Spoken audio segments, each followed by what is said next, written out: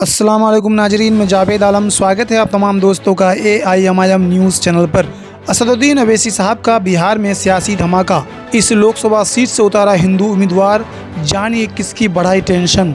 Barrister Asaduddin Owaisi साहब की party all India Majlis-e-Ittehadul मुस्लिमीन AIMIM ने पहले बिहार में 11 लोकसभा सीटों पर अपने उम्मीदवार उतारने की घोषणा की थी।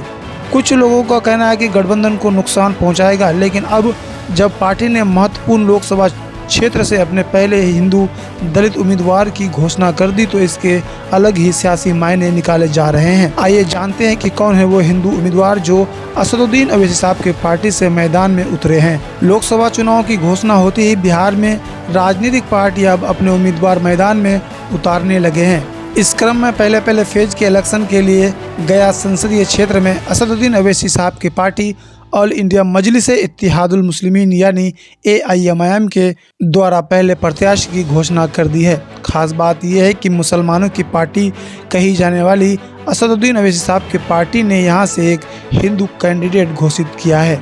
बता दें कि ऑल इंडिया मजलिस-ए-इत्तेहादुल मुस्लिमीन पार्टी ने गया से रंजन पासवान को उम्मीदवार बनाने की घोषणा की है। पार्टी के नेताओं द्वारा प्रत्याशी की घोषणा होने के बाद रंजन पासवान को माला पहनाकर उनका स्वागत किया गया। इसके साथ ही रंजन पासवान के समर्थन में माला पहनाकर भव्य स्वागत किया और जीत के नारे भी लगाए।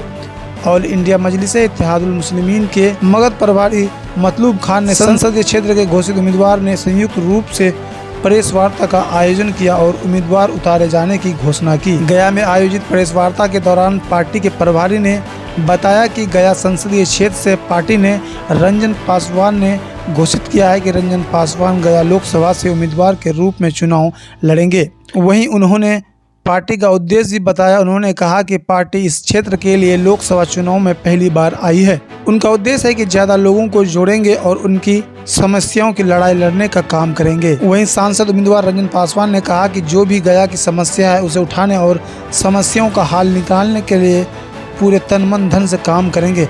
बता दें कि AIMIM कैंडिडेट रंजन पासवान के चुनाव मैदान में आने से जहां सीधे तौर पर दलित वोटों का नुकसान एनडीए को हो सकता है, वहीं MIM का कैंडिडेट होने से महागठबंधन के वोटों में भी सेंधमारी की संभावना है और MIM को जीत मिल सकती है।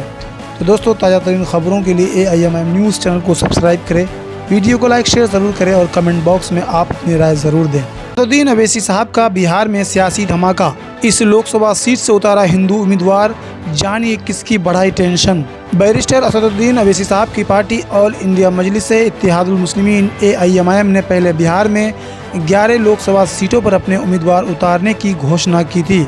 कुछ लोगों का कहना है कि गठबंधन को नुकसान पहुँचाएगा, लेकिन अब जब पार्टी ने महत्वपूर्ण लोकसभा क्षेत्र से अपने पहले हिंदू दलित उम्मीदवार की घोषणा कर दी तो इसके अलग ही सियासी मायने निकाले जा रहे हैं। आइए जानते हैं कि कौन है वो हिंदू उम्मीदवार जो असदुद्दीन अवैसी साहब के पार्टी से मैदान में उतरे हैं। लोकसभा चुनाव की घोषणा होते ही बिहार में राजनीतिक पार्टी अब अपने उम्मीदवार मैदान में उतारने लगे हैं। इस क्रम में पहले फेज के इलेक्शन के लिए गया संसदीय क्षेत्र में असदुद्दीन अवैसी साहब की पार्टी ऑल इंडिया मजलिस-ए-इत्तेहादुल मुस्लिमीन यानी AIMIM के द्वारा पहले प्रत्याशी की घोषणा कर दी है। खास बात यह है कि मुसलमानों की पार्टी कही जाने वाली असदुद्दीन अवैसी साहब की पार्टी ने यहां से एक हिंदू कैंडिडेट घोषित किया है।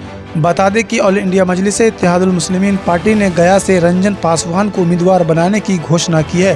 पार्टी के नेताओं द्वारा प्रत्याशी की घोषणा होने के बाद रंजन पासवान को माला पहनाकर उनका स्वागत किया गया। इसके साथ ही रंजन पासवान के समर्थन में माला पहनाकर भव्य स्वागत किया और जीत के नारे भी लगाए।